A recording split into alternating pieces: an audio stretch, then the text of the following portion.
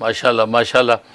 بڑی اچھی بات کی آپ نے عبدالستار صاحب۔ کراچی پاکستان سے کال کر رہے ہیں، جب کراچی پاکستان سے کال آتی ہے تو ظاہر ہے کہ ہمارا دل باغ باغ ہو جاتا ہے، کیونکہ اسی پاکستان کی جب وہ سرزمین سے ہم نے بزرگوں کے صدقے جو ہے ان کی جوتیوں کے جو ہے تو پھیل یہ علم سیکھا، اور آج یہ امریکہ جیسے کفرستان میں بیٹھ کر اس فیضان کو پھیلا رہے ہیں، اور اشاعت دین، دفاع اسلام اور خدمت خلق کا فریضہ جو اللہ تبارک و تعالی ہم سے لے رہے ہیں، اور ہمارے بزرگوں کے لیے اللہ تبارک و تعالی اس کو صدقہ جاریہ بنائے۔ اور باقی آپ نے جو بات کہی کہ کسی صاحب نے کہہ دیا کہ اگر اہل بیت سے محبت کرنا جو ہے وہ اگر شیعت ہے تو میں شیعہ ہوں، تو ان کو شیعہ کہنے کی ضرورت نہیں ہے۔ اہل بیت سے محبت کرنا تو عین سنیت ہے، عین سنیت ہے، کیونکہ جو صحابہ کرام رضوان اللہ علیہ مجمعین اور تمام اہل بیت جو ہے وہ اہل سنت والجماعت ہی تو ہیں، اہل سنت ہی تو ہیں، سنی تو ہیں، کیونکہ نبی کریم صلی اللہ علیہ وسلم نے جو ہے وہ سنی کی ڈیفینیشن ہی یہی کی ہے کہ سنی وہی لوگ ہیں کہ ظاہر ہے کہ نبی پاک صلی اللہ علیہ وسلم نے فرمایا کہ جس کا سینہ کینے سے پاک ہو۔ آپ صلی اللہ علیہ وسلم نے خود اس تعریف کی سنی کی کہ اہل سنت کسے کہتے ہیں؟ اہل سنت وہ ہے جس کا سینہ کینے سے پاک ہو، اور سینہ کینے سے پاک صرف اہل سنت والجماعت ہی کا آپ کو ملے گا، کیونکہ اہل سنت والجماعت یہ واحد جماعت ہے کہ جو پازیٹیوٹی پر قائم ہے، ورنہ دنیا کے جتنے بھی فرقے ہیں وہ نیگیٹیوٹی پر قائم ہیں۔ اس سے آپ اندازہ کر لیں کہ یعنی کسی نہ کسی درجے میں ایک جو ہے وہ کینہ کسی سے رکھ لینا وہ اس کے فرقے کا تصور بن گیا، لیکن اہل سنت والجماعت واحد ہیں کہ وہاں آپ کو کسی سے کینہ نظر نہیں آئے گا، کسی سے کینہ نظر نہیں آئے گا۔ تو بالکل یہی بات ہے، اب اہل سنت والجماعت کا سینہ جو ہے کینے سے پاک ہے، لہذا اہل سنت والجماعت جو ہے خود نبی کریم صلی اللہ علیہ وسلم، اسی طریقے سے خلفائے راشدین، صحابہ اکرام، اہل بیت سب کے لیے اپنا سینہ کھولتے ہیں، سب کے ساتھ سچی محبت کرتے ہیں۔ لیکن آپ کو جو ہے وہ دوسرے فرقوں کے اندر آپ اگر چلے جائیں گے تو نتیجہ کو کسی مسئلے کے کسی ابو بکر صدیق رضی اللہ تعالیٰ کے کا کینہ دل میں ہے، حضرت عمر فاروق کا کینہ دل میں ہے، عثمان غنی کا کینہ دل میں ہے، تو یہ ایک فرقہ بن جائے گا۔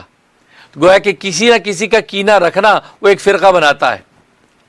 لیکن واحد اہل سنت ہے اس کے دل میں کسی کا کینہ نہیں۔ ابو بکر کی بھی ان کی آنکھوں کا نور ہے، عمر بھی ان کے سر کا تاج ہے، عثمان غنی بھی جو ہے ان کے دل کا سرور ہے، حضرت علی مرتضیٰ بھی جو ہے ان کے جو ہے سر کا جو ہے وہ نور ہے۔ تو گویا کہ وہ یہ سب کو لے کے چل رہا ہے۔ لیکن آپ اگر دیکھیں تو جس کا کینہ جو ہے وہ سینہ کینے سے پاک نہیں ہے تو وہ آپ کو ملیں گے۔ اب ایک طبقہ ایسا ہے کہ جو حضرت علی رضی اللہ تعالیٰ عنہ سے اتنی محبت کرتا ہے کہ حضرت علی کو خدا بنا دیتا ہے۔ ایک طبقہ ایسا جو حضرت علی کو جو ہے کہ خلاف جو ہے وہ کرتا ہے، ان کو جو ہے کرم اللہ وجہ کہنے کے بجائے سود اللہ وجہ کہتے ہیں، ان کا چہرہ سیاہ ہو جائے، یہ بددعا دیتا ہے، جو خارجی ہیں۔ اب دیکھو وہ ایک مستقل فرقہ بن گیا کہ خلفائے راشدین میں حضرت علی کا کینہ جس میں رکھا وہ ایک فرقہ بن گیا۔ تو بالکل اسی طریقے سے تو اہل بیت جو ہے اہل بیت، اور نبی پاک صلی اللہ علیہ وسلم نے یہ فرمایا تھا میں تمہارے اندر دو چیزیں چھوڑ کے جا رہا ہوں، دو چیزیں چھوڑ کے جا رہا ہوں، ان کو جو مضبوطی سے پکڑ لو گے تو فرمایا کہ پھر تم کبھی گمراہ نہیں ہوگے۔ ایک روایت میں فرمایا کتاب اللہ و سنتی، اللہ کی کتاب و میری سنت، اور دوسری روایت میں فرمایا کتاب اللہ و اطرتی، کہ اللہ کی کتاب اور میرا خاندان، میرے اہل بیت، اشارہ کہ اس سنت کو اہل بیت سے جوڑ دیا کہ اہل بیت جو ہے اللہ تبارک و تعالی ان کے ذریعے سے آگے فیضان ایسا پھیلائیں گے، میری صحیح سنت کی شکلیں آپ کو ملیں گی، چاہے اس سنت پر تم عمل کرتے چلے جاؤ گے۔ چاہے علی رضی اللہ تعالیٰ کا وہ مقام قرار دے دیا کہ میں جو علم کا شہر ہوں، علی اس کا دروازہ ہے، لہٰذا جو اس دروازے سے گزر کے انسان جو اندر جاتا ہے اسی دروازے سے گزر کے باہر آتا ہے۔ تو گویا کہ حضرت علی رضی اللہ تعالیٰ عنہ کو ایک ایسا مرکز بنا دیا ولایت کا کہ ولایت و معرفت کے سارے سلسلے اہل بیت سے چل رہے ہیں۔ اور چنانچہ جتنے ائمہ خود شیعہ حضرات کے جتنے امام ہیں، شروع سے لے کے 12 امام کا وہ دعویٰ کرتے ہیں 11 موجود 12ویں نے آنا ہے، تو 11 امام جتنے ہیں تو 11 کے 11 سارے اہل سنت والجماعت ہیں، سب اہل سنت والجماعت کے مسلک پر قائم ہیں۔ تو اس کا مطلب یہ ہوا کہ اہل سنت جماعت جو ہے وہ اہل بیت کا نام ہے، اور اہل بیت جو ہے اہل سنت کا نام ہے۔ لہذا کسی اہل سنت کو یہ کہنے کی ضرورت نہیں کہ اہل بیت سے محبت کرنا جو ہے وہ اگر جو خدا نخواستہ شیعت ہے تو میں شیعہ ہوں، یہ کہنا غلط ہے۔ اس نے کیسے سمجھ لیا کہ وہ شیعہ جو ہے وہ اہل بیت کی محبت کے اندر کامل ہے؟ یہ کیسے سمجھ لیا؟ کیونکہ اگر تجزیہ آپ کرنے لگیں گے تو آپ کو ایسے ایسے احوال ملیں گے، ایسے حوالے ملیں گے، مسلم کتابوں کے اندر ایسی چیزیں مل جائیں گی کہ جناب وہ تو اپنی کتابوں کے اندر لکھ ڈالتے ہیں کہ یہ 3-4 صحابہ کے علاوہ باقی سارے کافر ہو گئے تھے، 3-4 کے علاوہ باقی سارے کافر ہو گئے تھے، ان 4 کے اندر حضرت علی کا بھی نام نہیں ہے، ان 4 میں حضرت علی کا نام بھی نہیں ہے۔ اب بتاؤ تو کیا حضرت علی بھی خدا نہ خواستہ کافر ہو گئے؟ اب میں ان کتابوں کے تفصیلات میں جاتا نہیں، کیونکہ یہ پروگرام میرا اور میرا مزاج بھی ہے نہیں کہ اس طریقے سے کنٹروورسی پیدا کروں، لیکن سمجھدار لوگ سن کر سمجھ رہے ہوں گے کہ میں کیا کہنا چاہتا ہوں۔ لیکن اگر پھر بھی کسی کے پیٹ میں تکلیف ہوئی تو کتابوں کے حوالے سے بھی میں کہہ دوں گا کہ آپ نے کہاں لکھا اور کیا لکھا ہے، کہ یہ 4 صحابی جو ہیں یہ مسلمان رہ گئے، باقی سارے مرتد ہو گئے، ان 4 کے اندر علی کا بھی نام نہیں ہے۔ اب بتاؤ، اب یہ اہل بیت ہیں؟ اہل بیت تو وہ ہیں کہ جو کہتے ہیں سارے صحابہ جو ہے، جو اعلیٰ ہوں ادنا ہوں یا درمیانے درجے کو، جو جس درجے کے ہیں، وہ سب رضی اللہ عنہم ورضوا عنہ ہیں، وہ سب وہ ہیں کہ جو اللہ تبارک و تعالی ان سے راضی، وہ اللہ سے راضی ہو گئے۔ تو اہل سنت جماعت تو یہ کہتے ہیں، اس لیے جو ہے نا، تو اس طرح کی بات کہنا جو ہے یہ خام خواہ کی بات ہے۔ بلکہ مجھے تو بڑی جرت اور حیرانی لگتی ہے کہ بہت سے بڑے بڑے اسکالر ہیں، بڑے لیول کے اسکالر ہیں، میں ان کا نام نہیں لیتا، لیکن ان کی منہ سے آپ نے یہ بات سنی ہوگی، وہ کہتا ہے کہ یہ میں نے جو کبھی بھی زندگی میں میں نے کسی اس تنظیم سے پیسہ کھایا ہو، میں نے اب فلاں سے ہدیہ لے کے کھایا ہو، تو میں کل روز قیامت میں زرد روح ہو کے اٹھوں، مرنے سے پہلے اللہ میرا ایمان چھین لے ہے اگر میں نے یہ غلطی یہ کیا ہو۔ تو میں کہتا ہوں کہ ٹھیک ہے، آپ کو بڑا مان ہے کہ آپ کہتے ہیں کہ نہیں، میں نے کسی سے ہدیہ لے کے نہیں کھایا، یا میں نے جو ہے تنظیم میں سے پیسہ لے کے جو ہے اس کا اپنے کتابوں کا خرچ نہیں کھایا، لیکن اس پر آپ اتنی بڑی قسم کھانے کی ضرورت نہیں ہے۔ اس کا مطلب آپ ایمان کو معمولی سمجھتے ہیں۔ آپ تو یہ سوچے گا خدا نہ خواستہ کھائے بھی ہو تو یا اللہ میرا ایمان سلب نہیں کرنا، یا اللہ کا روز قیامت میں مجھے زردرو نہیں اٹھانا، وہ غلطی اگر ہو بھی گئی ہو تو آپ اتنا مان ایسے سے، میں نے اسکالر سنا، آپ نے سنا ہوگا، ایسی قسم کھا دیتے ہیں کہ میں بے ایمان اٹھوں اگر میں نے یہ کیا ہو۔ اللہ کے بندے، اس کے کوئی اور قسم نہیں ہے تمہیں آتی؟ آپ تو بڑے بڑے اسکالر ہیں، یہ اتنی بڑی قسم کھا کے آپ تو اس ایمان کی قیمت کو گرا رہے ہیں۔ اس کا مطلب آپ کی نظر میں ایمان کی قیمت ہی کوئی نہیں ہے کہ آپ کہتے ہیں کہ اگر میں نے یہ، بے شک آپ اپنی بات میں سچے ہوں، 1000 دفعہ سچے ہوں، لیکن مجھے وہ ایک دم دہل جاتا ہے دل جب وہ اتنے بڑے آدمی کے منہ سے لفظ سنتا ہوں کہ اگر میں نے جو ہے کسی سے ہدیہ لے کے کھایا ہو یا میں نے کبھی جھوٹ بولا ہو تو میں جو کل روز قیامت میں زردرو اٹھوں، اور یہاں تک فرمایا کہ مجھے رسول اللہ کی شفاعت نصیب نہ ہو۔ آپ نے خود سنا ہوگا۔ تو ان حضرات سے میری درخواست ہے کہ اگر مجھے سن رہے ہیں، خدا کے لیے کہنا چھوڑ دیں، اور جو کہا ہے اس کی بھی توبہ کر لیا، اللہ میں رجوع کرتا ہوں، میں نے غلط کہہ دیا، میں پدی اور پدی کا شوربہ، میری کیا حقیقت ہے کہ میں اتنی بڑی قسم کھا لوں؟ تو یہی والی بات کہ جی اگر شیعت جو ہے وہ اہل سنت کو سے محبت کا نام ہے تو میں پھر شیعہ ہوں۔ پھر اللہ کے بندے، آپ ہی کیا بات کر رہے ہیں، کیا بات کر رہے ہیں کہ آپ کا نام وہ شیعت میں اس قبولیت گھڑی میں لکھ دیا گیا تو کہاں جائیں گے پھر آپ شیعوں کی جس محبت کو محبت سمجھ رہے ہیں، ٹھیک ہے محبت ہوگی بھائی، ہم دلوں کے چوکیدار نہیں ہیں، دلوں کے چوکیدار نہیں ہیں، وہ جس طرح محبت ظاہر کرتے تھے کوئی بات نہیں، ہم بھی اس کو مانتے ہیں، ان کو بھی محبت، ہمیں بھی محبت ہے۔ وہی بات ہے، عشق کی چوٹ تو پڑتی ہے دلوں پہ یکساں، عشق کی چوٹ تو پڑتی ہے دلوں پہ یکساں، ظرف کے فرق سے آواز بدل جاتی ہے۔ ہم بھی مانتے ہیں شیعہ محبت کرتے ہیں اہل بیت سے، لیکن ہم اہل سنت یہ بات کیوں کہیں کہ جی ہم پیچھے ہیں، بلکہ ہم کہیں نہیں، ہم آپ سے زیادہ کرتے ہیں، ہم آپ سے زیادہ محبت کرتے ہیں بھائی، ہمارے اہل سنت تو نام ہی اہل بیت سے محبت کا ہے، اہل بیت سے محبت کے بغیر تو اہل سنت بن ہی نہیں سکتے۔ اس لیے بھائی اس قسم کی بات جو ہے وہ مبلغ حضرات کو بھی نہیں کہنی چاہیے، اور یہ جو بڑی بڑی قسمیں کھا لیتے ہیں ان کو نہیں کھانی، ان کو کچھ پتہ نہیں کہاں غلطی ہو رہی ہے، پتہ نہیں کہاں غلطی ہو رہی ہو۔ تو لکھا نہیں کہ اللہ والے فوت ہو گئے اور وہ اللہ کی توحید پہ اس قدر کامل تھے کہ انتہا اب انتقال ہو گیا، اللہ تبارک و تعالیٰ کے یہاں پیشی ہوئی تو وقت کے ولی نے ان کو خواب میں دیکھا کہ پوچھا کیا حال ہوا، کہا کہ اللہ کے سامنے پیشی ہوئی، اللہ نے فرمایا کہ ہاں کیا لے کے آئے میرے لیے؟ تو اس اللہ والے نے کہا اللہ میں تیری توحید لے کے آیا ہوں، میں تیری توحید لے کے آیا ہوں۔ توحید تو بہت بڑا مقام ہے۔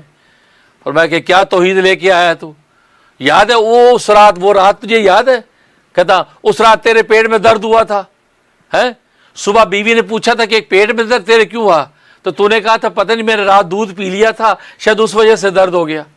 بس اتنی سی توحید کہ پیٹ میں درد ہونے سے تو مجھے بھول گیا، اور تو نے جو دودھ کو مؤثر سمجھ لیا کہ دودھ تیرے پیٹ میں درد کر سکتا، یہ توحید لایا تو۔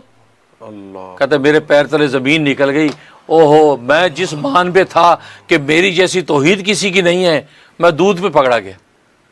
اور یہ بات صبح شام ہم کہتے ہیں یا پتہ نہیں چاول کھائے تھے پیٹ میں درد ہو گیا، اللہ یہ کہنا چاہتے ہیں یہ توحید تو یہ ہے کہ خدا حشر میں کہہ دے کہ یہ بندہ دو عالم سے خفا میرے لیے ہے۔ اللہ، توحید تو یہ کہ چاول کیا ہے، چاول پیٹ میں درد کرے گا یار، دودھ کی کیا حیثیت ہے، نگاہ خدا پہ، لا الہ الا اللہ، اللہ کے سوا کچھ بھی نہیں، یار اللہ کی مرضی میرے پیٹ میں درد ہو گیا، اللہ کا منشا میرے پیٹ میں درد، یہ دودھ اور چاول کی کیا حیثیت ہے؟ سبحان اللہ، بے شک، یہ کہنے کے بجائے تو نے کہا کہ وہ دودھ پیا تھا پیٹ میں درد ہو گیا، توحید کہاں گئی؟ فرمایا کہ ساری زندگی جس کو اپنے سرمایہ نجات سمجھتا تھا وہاں پول کھلا تو پتہ چلا کچھ بھی نہیں، کہاں پر ہوں؟ اللہ نے فرمایا کہ تو نے غلطی کی تھی لیکن چلو ہم تجھے بخشتے ہیں، معاف کر دیا۔ سبحان اللہ، اللہ تو یہ بڑی بڑی قسمیں کھانے والے کہ اللہ کی قسم جو ہے میں بے ایمان اٹھوں، زرد رو اٹھوں، شفاعت نصیب نہ ہو اگر میں، لا حول ولا، یار کیا پدی اور پدی کا شوربہ، تمہیں کیا پتا اللہ کہاں پکڑ لے، اللہ کہاں تمہیں پکڑ لے تمہیں اندازہ ہی نہیں ہے۔ جیسے اسی ایک واقعہ لکھا ہے کہ بنی اسرائیل کے ایک شخص جو لوگوں کے حقوق کا بڑا لحاظ رکھتا تھا، اتنا لحاظ رکھتا کہ انتہا، یہاں تک کہ ایک سفر میں گیا تو راستے میں کیا ہوا، گھر جب پہنچا تو اس کے کپڑے کے ساتھ کسی کھیت کے گندم کے سٹے لگے ہوئے تھے، وہ گندم خشک ہو جاتی نا، وہ کانٹے بن جاتے، وہ ساتھ لگ گئے۔ اب یہ گھر پہنچا، اوہو اب یہ کس کھیت میں سے لگے ہیں یار، یہ کیا ہو گیا؟ اسے کیا کیا، وہ دونوں سٹے اٹھائے اور اس کو جو رگڑا تو دانے نکل آئے، گندم نکل آئی، اس کو سنبھال لیا اور ایک پوٹلی میں باندھ دیا۔ مرنے جب لگا اولاد کو کہا یہ پوٹلی میرے کفن کے ساتھ باندھ دینا، کیونکہ پتہ نہیں کس کے کھیت کے یہ دانے آ گئے، لہذا اللہ تبارک و تعالیٰ مجھے پوچھے گا فلاں کا تو نے حق کھا لیا، اس کے کھیت سے وہ سٹے اپنے ساتھ لگا کے لے آیا تھا، تو میں کہوں گا اللہ میاں یہ میں لے آیا ہوں، مجھے پتہ نہیں بندہ کون ہے، آپ ہی پہنچا دیجیے۔ مطلب حقوق کا کیسا خیال کر رہا ہے۔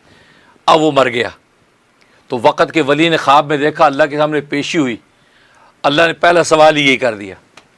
کیونکہ دو پیشیاں ہوتی ہیں، ایک عالم مثال کی اور ایک عالم حقیقت کی ہوگی۔ پیشی ہوئی، کیا پیشی ہوئی؟ کہا جی اللہ نے مجھے پوچھا کہ تو فلاں کھیت سے گزرا، اس کھیت کے 2 سٹے گندم کے تیرے ساتھ لگ گئے تھے، اس کا حق تو نے نہیں پہنچایا، ساری دنیا کے حق پہنچاتا رہا، اس کا حق کیوں پی گیا؟ اب یہ تو ساتھ باندھ کے لایا تھا، بڑی خوشی سے اس نے گندم کھول کے کہا جی اللہ یہ میں لے کے آیا، آپ اس کو پیش کر دیں۔ اور بھائی یہ تو گندم ہے، اس کی توڑی کہاں ہے، اس کی توڑی، اس کا بھوسا کہاں ہے؟ یہ ہکا بکا ہو گیا، اس سے تو یا اللہ وہ بھوسا تو بھوسا کا تو بھوسا تیرے نہیں بھوسا ہے، اس کی تو ملکیت ہے نا، وہ بھوسا کہاں ہے؟ پکڑا گیا۔ فرمایا کہ دیکھو میں سوچتا تھا کہ میں تو بڑے حق ادا کر کے آیا ہوں، اور جو اللہ کے سامنے لو جی گندم لے لو، اللہ کا گندم تو ہے، اس کا بھوسا کہاں ہے؟ بھوسا کیوں پھینک کے آیا؟ تو مطلب ہے کس بات میں مانے میں بھائی ڈرتے رہنا چاہیے، اس لیے کہتے رہے کرتے رہو اور ڈرتے رہو، کام عمل کرتے رہو اور ڈرتے رہو، کہ اللہ نے وہاں سے پکڑ لینا ہے، آپ سوچ بھی سکتے۔ آج ابا جو ہے بیٹے کو وہاں سے پکڑ لیتا ہے کہ بیٹا سوچتا ہے کہ یار واقعی ابا نے بال اہم سفید نہیں کیے، میں سمجھتا تھا چکر دے دیا، لیکن یہ ابا خود چکر کھا کے اصل میں مجھے چکر دے گیا۔ وہ اللہ والے فرماتے نا، حاجی امداد اللہ مہاجر مکی رحمۃ اللہ، بھائی اللہ والوں کو کبھی چکر نہیں دینا، اللہ والوں کو جب تم چکر دیتے ہو وہ چکر کھا کے تمہیں چکر دے جاتے ہیں، اصل میں تم سے اللہ چکر دے دیا، ان کا نہیں، وہ چکر کھا کے تجھے چکر دے گا، تجھے پتہ ہی نہیں چلا۔ تو حقیقت یہ ہے، تو بھی اللہ ربا کے سامنے ہم کیا چکر دیں گے بھائی، ہیں؟ اور وہ عالم یہ ہوگا لا یتکلمون الا من اذن له الرحمن وقال صوابا، کہ اللہ کے سامنے کوئی بات ہی نہیں کر سکے گا، کرے گا تو ٹھیک ٹھیک کرے گا۔ تو اس لیے بھائی اتنی بڑی بڑی باتیں جھٹ سے نہیں کہہ دینی چاہیے، ہاں بس یہ اپنا اظہار محبت ذکر کرو، یہ نہیں کہ اگر یہ ہے تو یہ ہے، کل کو کہو جی اگر یہ حضرت موسیٰ سے محبت کا نام یہودیت ہے تو میں یہودی ہوں، یار یہ کیا بات، حضرت عیسیٰ سے محبت کا نام اگر عیسائی ہے تو پھر میں عیسائی ہوں، یار یہ کوئی بات کرنے کی بھائی، ہم تو ویسے ہی محبت کرتے ہیں، عیسیٰ ہمارے سر کا تاج، موسیٰ ہماری آنکھوں کو نور ہے بھائی، اس پہ ایمان لائیں تو ہم محمد ہی نہیں بنتے بھائی، یہ کافی ہے بھائی۔ اب یہ دعویٰ کرنے کی کیا ضرورت ہے کہ اگر یار یہ ہے تو پھر یہ ہے؟ تو اس لیے بھائی ڈرنا چاہیے، اب یہ اصلاحی نقطہ آ گیا، اس لیے میں نے بہت زیادہ تقریر کر دی، تو بارہ معذرت بھی چاہتا ہوں، تو ناظرین اس سے فائدہ اٹھائیں اگر نفع کی بات ہے، اللہ تبارک و تعالیٰ قبول فرمائے، آمین۔ آمین۔ حضرت ان کا دوسرا نقطہ بھی اچھا تھا، اگر آپ اس کو بتانا چاہیں کہ وہ 1 کلو علم کے لیے 10 کلو عقل کی ضرورت ہوتی ہے، تو حضرت پھر علم تو آ گیا لیکن عقل بندے میں کیسے آئے گی؟ آئیے دوسرا بھی سوال اٹھا دیا کہ بھی 1 من علم کے لیے 10 من عقل کی ضرورت ہے، تو ظاہر ہے کہ جو بات اصل میں ہے کہ علم جو ہے نا، علم اٹ سیلف، علم ایک نعمت ہے، علم کو پیش کرنا، اس کی پریزنٹیشن کیسے اور کہاں پیش کرنا، یہ ایک دوسری نعمت ہے۔ ایک علم انسان کو حاصل ہو گیا، اس کو پریزنٹیشن، اس کو پیش کرنے کا سلیقہ نہیں آیا، ٹھیک، اور وہ عقل سے ہوگا کہ عقل کے ساتھ سوچے گا کہ مجھے کس جگہ پر یہ علم پیش کرنا ہے۔ یہ نہیں کہ ہر جگہ علم بگاڑتا پھرے گا،